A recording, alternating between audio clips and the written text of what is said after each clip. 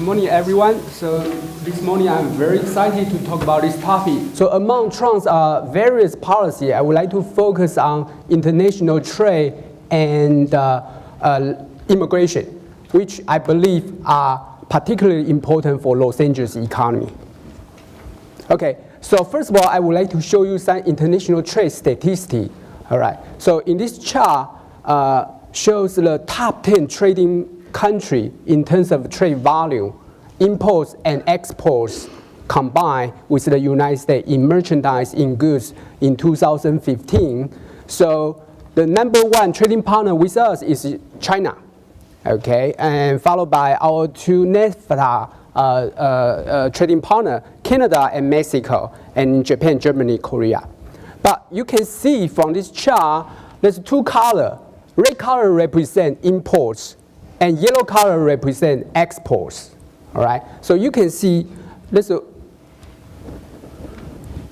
China has a very extreme imbalanced trade with us. So in which we import from China $483 billion a year, and we export $116 billion a year.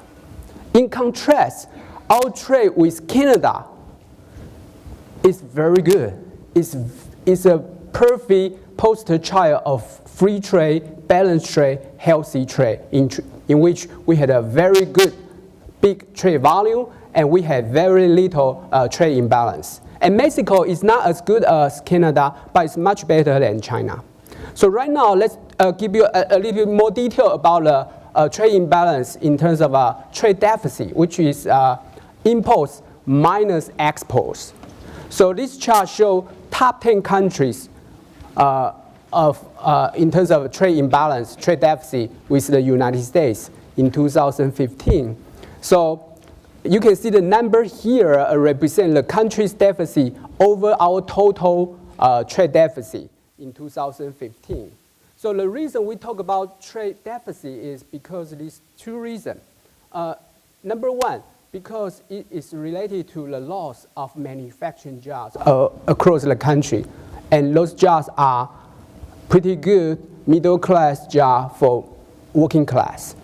And number two is because it means Americans are borrowing money on spending on consumption. All right. So here, again, we can see this.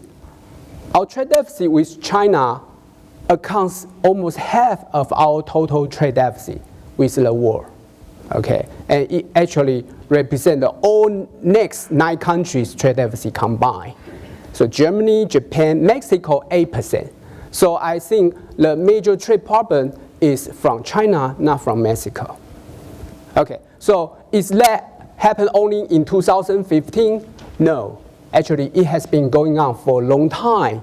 So you can see here our trade deficit as a percentage of our US GDP from 85 to 2016, so with 6 areas. So here, our trade deficit with OPEC actually is very good. Actually, we had a trade balance. Mexico, Germany, Japan, they are right now around 0.4% of our GDP, so not a big problem. This is the rest of the Asian country, excluding Japan and China. 0.7%. As we can see, China. Since China entered WTO in 2001, you see our trade deficit with China has been running away.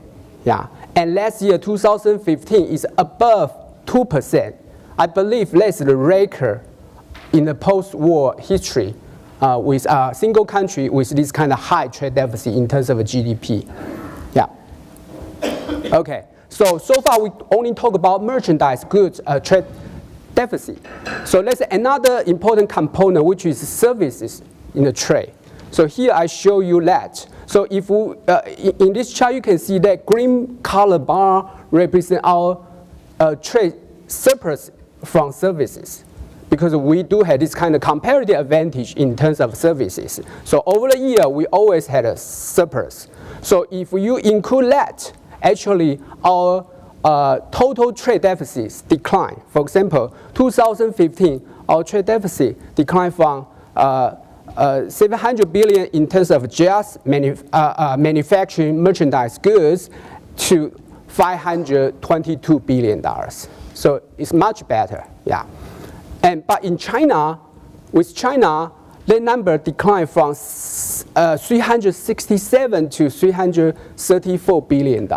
So it's still a very large, unsustainable number in terms of trade with China. All right. Okay. So 3 weeks ago, New York Times published this article with this chart, two Americas. So on the left, you can see Trump's America. On the right is Clinton's America. So why we see these two America?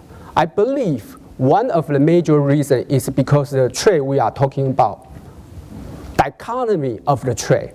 On the one hand, we had a merchandise good trade deficit. On the other hand, we had a services trade surplus.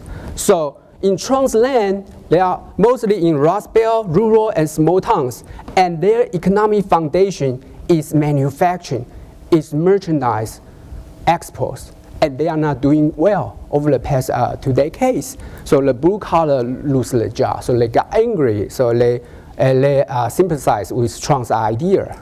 On the right, we had Clinton's land.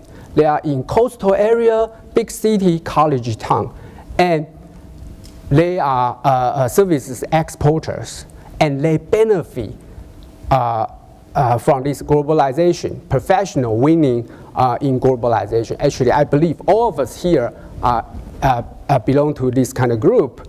And Los Angeles, as if we know, we are in the Clinton's land. So right now, let's talk about Los Angeles. This is Los Angeles seaport traffic.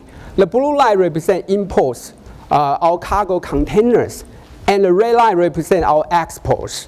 So you can see from 1998 to 2006, our imports in terms of volume double. And at the same time, we see a slump of manufacturing jobs in the heartland of United States. All right. So right now, let's talk about how does the trade affect Los Angeles economy. So trade, we believe, are directly related to following sectors in Los Angeles. Export, for example, information sector, such as a movie industry, it accounts 5% of our total Los Angeles employment. Professional and business service, 14%. Manufacturing, 8%. And imports, exports are directly related, of course, logistics sector. Transportation, warehousing, 4% of our employee, and wholesale, 5%. So let's say we talk about, some people fear about the trade war. So this is my trade war simulation. Let's say if we had a 40% of increase of tariff on all imports from all over the world, then my calculation is we will see 8% to 32% loss of logistic jobs in Los Angeles directly. Of course, there will be some kind of multiple effect. All right, but I don't think that is gonna happen. All right, we are not gonna go back to 1930s. So what is on the table is trade war with single country like China and Mexico. So let's just talk about China, because I believe that's the major problem.